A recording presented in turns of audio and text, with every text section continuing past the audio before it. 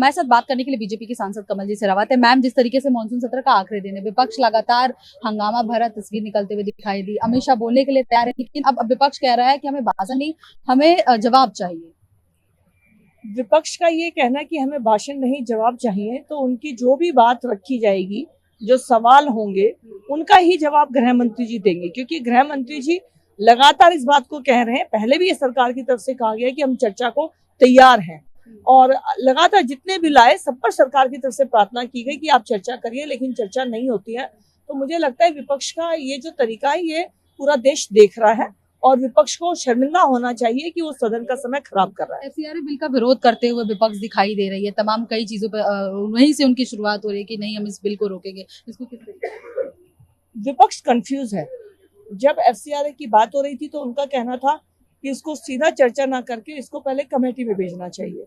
अब सरकार ने उसको जेपीसी कमेटी में भेज दिया, तो अब उनका कहना है कि नहीं, ये बिल लागू नहीं होना चाहिए। कोई भी बिल देश के हित में है तो उसके ऊपर चर्चा होनी चाहिए।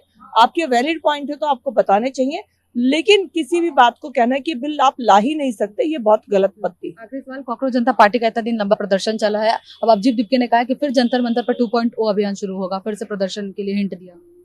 अभिजीत दिपके जी का वहम उतर जाएगा।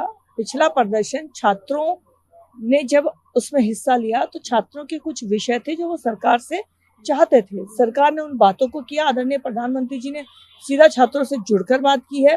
तो अभिजीत दिपके अगर छात्रों के उसमें दिखाते हुए ये कहें कि वो कोई ऐसे हैं कि जो प्रदर्शन कर सकते हैं, तो आने वाले समय में उन्हें अपनी सच्चाई पता चल जाएगी। बहुत बहुत शुक्रिया मैम, राष्ट्रीय टीवी से बात करने के लिए। जैसा कि बीजेपी के सांसद कमलजीत शेरावत को सुन रहे थे।